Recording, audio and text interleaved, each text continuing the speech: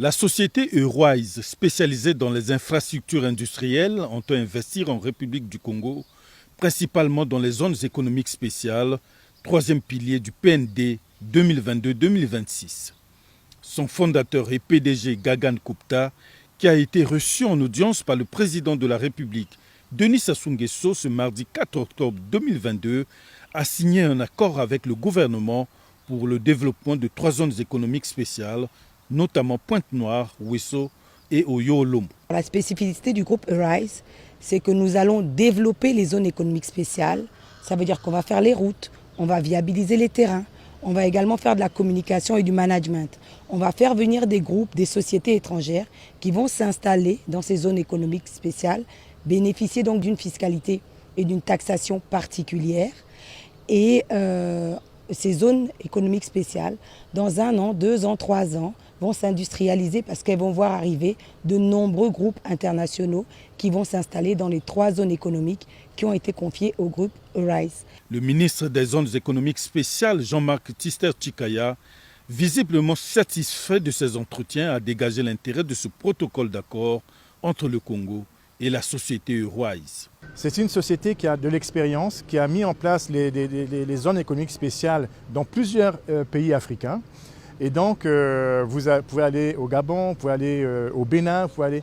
Donc, il y a vraiment là une vraie concrétisation de ce que sont les zones économiques spéciales et ce que cela peut devenir et quelle impulsion économique ça peut donner donc à la République du Congo.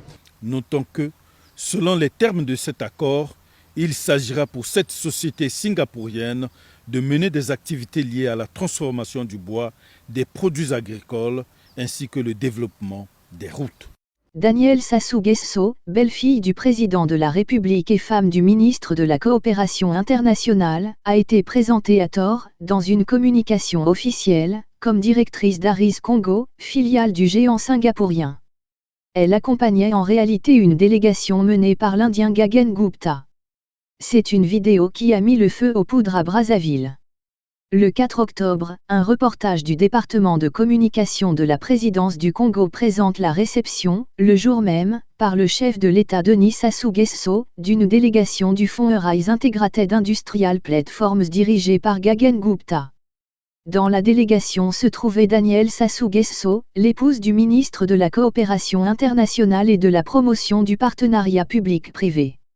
Denis Christel Sassou Nguesso. Le fils du président suit de près le dossier de l'implantation du groupe singapourien au Congo.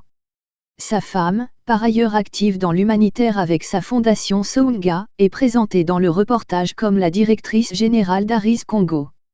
Contacté par Zoom et Focus, le groupe dément et indique que le poste est occupé par Shailesh Barot, par ailleurs directeur des opérations d'Aris Integrated Industrial Platforms.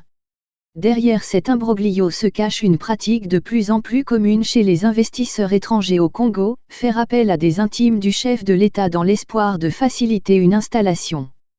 Ainsi Danielle Sassou Nguesso, qui connaît l'Indien Gagan Gupta depuis plusieurs années, était présente au Palais du Peuple comme facilitatrice, au même titre qu'Elena Barrot-Chambrier, née Loemba, cousine germaine de la première dame congolaise Antoinette Sassou Nguesso, et épouse de l'opposant gabonais Alexandre Barrot-Chambrier.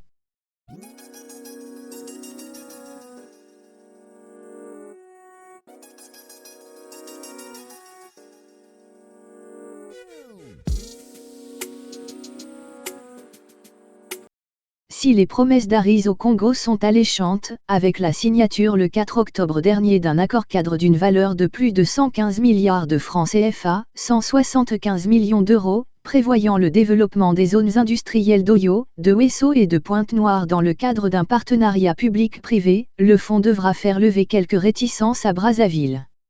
Notamment sur ses liens avec le Gabon, où il est bien implanté via sa société Olam, premier employeur privé du pays. Gagan Gupta est l'ancien patron de Noureddine Bongo, le fils du président gabonais Ali Bongo, et est également un proche de la première dame Sylvia Bongo. Or les relations entre les deux familles présidentielles sont aujourd'hui exécrables, ayant pâti de la méfiance de Libreville envers Omar Denis Junior Bongo, le demi-frère d'Ali Bongo et petit-fils de Denis Sassou Nguesso. Au point d'avoir quasiment éteint toute relation diplomatique bilatérale.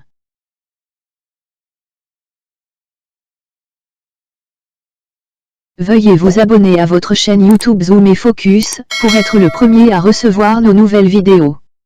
Merci.